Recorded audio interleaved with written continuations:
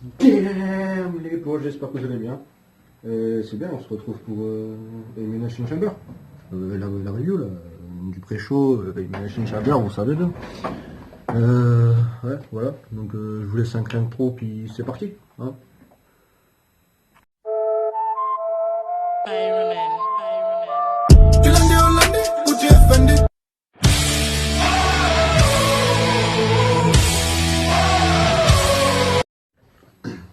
Donc comme je vous l'ai dit, bon, on se retrouve pour la review d'Elimination Chamber. Hein.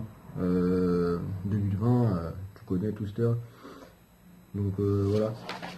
Bah écoutez, Elimination Chamber, ouais. Ouais, bah Vince, tu fais de la merde, hein, on va se le dire clairement. C'est Elimination Chamber, il n'y a pas de truc majeur, hein, voilà. Inédit de Vince, on ne sait pas pourquoi, voilà. Donc voilà, il a décidé tout simplement mettre les matchs Lesnar vs McIntyre et Roman Reigns vs Goldberg. Parce que comme le dit si bien Sturi, tout le monde reste fort. Voilà. Hein, parce que à quoi s'embêter de mettre un Elimination Chamber alors que tout le monde savait que Reigns allait aller au... Ah ouais, à Mania. Hein, voilà. Pour cette carte de Elimination Chamber, on a 8 matchs annoncés. Et encore, hein, 8 matchs annoncés, 2 dans les dernières 24 heures. Parce que voilà, il faut savoir que Mania c'est dans un mois, mais il y a déjà la moitié de la carte annoncée, alors que Elimination Chamber, c'est dans la nuit de demain à lundi, et on était jeudi, et il y avait 3 matchs annoncés. Donc, oui, mais c'est Vince, c'est très bien. Voilà. Alors, je vais pas dire le main event tout de suite, hein, parce que c'est con. Donc, comme match annoncé, aussi, du coup, on a seulement 2 Elimination Chamber. Ouais, Elimination Chamber, mais sans Elimination Chamber. C'est logique, non mais c'est logique, ouais, Vince, de toute façon, Vince il fait de la merde, hein, on l'avait vu de Arrow, Ricochet perd contre Lesnar, excusez-moi, il veut mettre Lesnar, limite il va mettre Lesnar en jobber. Il veut mettre Ricochet en jobber. Alors on l'a bien vu, il a perdu contre un mec, il sort de je sais pas où, je sais même pas s'il y a un contrat, il est champion 24/7, Ricochet perd contre lui, bon, à la légale, certes, hein. Mais voilà, et de toute façon, il y a plein de rumeurs qui courent comme quoi pour Vince, Ricochet, c'est de la merde. Ben écoute, donne-le à Triple H, donne-le au beau fiston, il va en faire quelque chose. À NXT, il était bien, Ricochet, c'est pour ça que tout le monde va rester avec NXT. Hein. C'est pas pour rien que Thomas Socham pas à NXT, Johnny Gargano est encore à NXT, que Undisputed Era est encore à NXT, franchement c'est comme ça. Donc bref, on a un match Strowman vs Nakamura, Cesaro et Sami Zayn pour le titre intercontinental. Bref, parce que tu sais bien, Strowman, gros monstre, Strowman reste fort. Ah, voilà. Donc pourquoi pas, hein, il se fait couillonner à chaque fois par les trois, pourquoi pas le mettre dans un match à 3. C'est totalement logique. Donc tu es, t'avais qu'à faire de ce match un no disqualification. J'ai galéré, un no disqualification match, hein, ça aurait été mieux. Moi je dis victoire de Strowman parce que tu connais Strowman reste fort, Nakamura, s'il gagne, qui va être le champion? Celui qui fait le tomber. Donc voilà. Ensuite, nous avons le championnat US défendu par Andrade.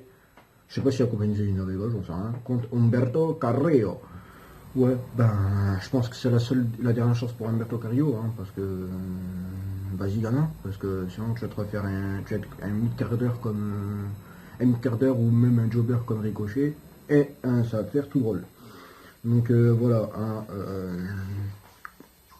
moi je pense sincèrement Humberto, je pense qu'il va capturer le titre à Elimination Chamber, et ils vont l'amener à Mania contre je sais pas qui, hein, ils vont l'amener contre un Rey Mysterio peut-être pour un match de légende, un dernier match de retraite, comme ça. Voilà. Andrade c'est bien, mais c'est déjà c'est la même chose. Puis Andrade, avis personnel, hein, il sait pas gagner sans Zelina Vega. Hein. Je vais vous le dire, la seule fois qu'il a gagné sans Zelina Vega, c'était au Royal Rumble. Hein. Donc C'est la seule fois où il a gagné à l'amiable. Hein. Tous les autres fois, Zelina Vega, elle est intervenue, elle a fait des rounds dans le caravana sur tout le monde, sur Mysterio, sur Artruth et tout, etc. Elle a dégagé un tombé d'Umberto Carrillo la dernière fois. Voilà. Donc voilà, voilà. Ensuite, premier match de championnat, non, troisième match de championnat, mais championnat par équipe d'Euro. Les Street Profits contre Monday Night Messiah, Seth Rollins et son apôtre Murphy. Ah, ça s'appelle plus Burger Murphy maintenant, il s'appelle Murphy. Bah écoutez, je pense logiquement que Street Profits vont gagner, vous confirmez. Je pense que ça a été un match de revanche. Hein. On sait que de base les clauses de revanche ne sont pas directement données à WWE, mais on sait qu'ils refont des matchs comme ça quand ils ont la flemme de faire des storylines. Donc voilà. Et puis voilà, comment dire. Je pense que c'est pour confirmer la victoire des Street Profits aussi, parce que bon, on va pas se mentir, la victoire ils l'ont un peu eu grâce à Kevin Owens. Le mec qui arrive, il met un stunner sur tout le monde, il se bat. Donc voilà. Donc on va pas se mentir que je pense que c'est pour confirmer, puisque d'après les sources donc, de Dave Metzler, hein, qui est une source proche de la WWE, d'après ce qu'on aurait pu comprendre, il voudrait le projet serait de faire un match solo de Rollins à Mania. Donc contre qui on sait pas encore, mais ils vont le faire quand même. Donc voilà, voilà, moi je dis Street Profits vainqueur. Ensuite, le match, vraiment le match pété. Hein. Parce que tu le sens gros comme une maison ce qui va se passer. Le match Aleister Black vs AJ Styles.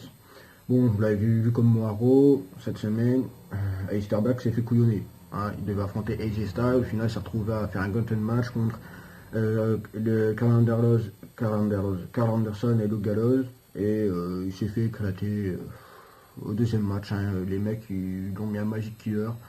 Et après AJ Styles s'amuse avec, hein, même s'il a réussi à contrer, mais AJ Styles s'amuse avec, il tente AJ Styles. Voilà.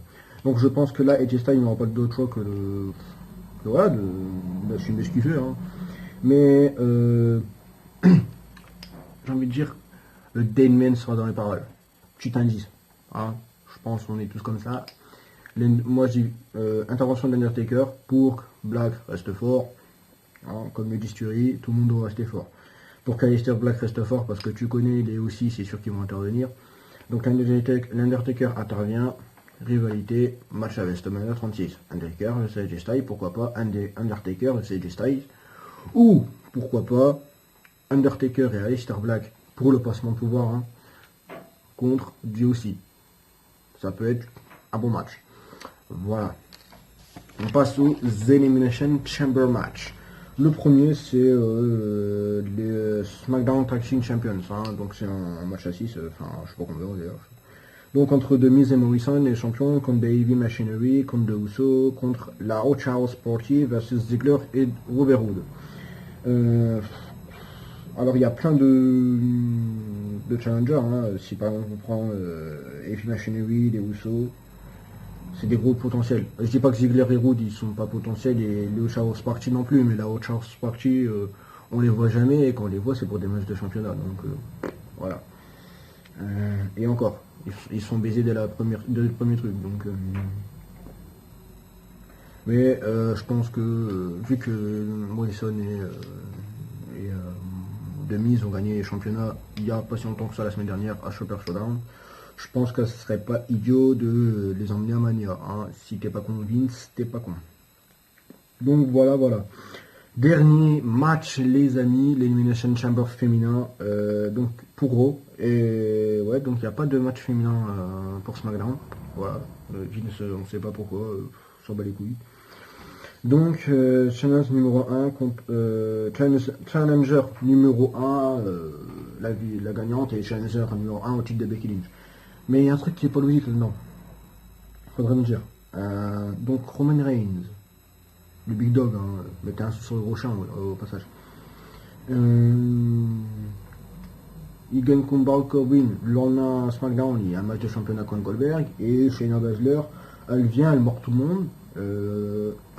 On le voit que c'est annoncé. Hein, que c'est sûr que ça va être la challenger numéro 1 et elle doit passer par l'Elimination Chamber. C'est totalement logique. C'est totalement logique. Vince, tu serais pas en train de nous faire un peu du sexisme quand même? Juste un petit peu.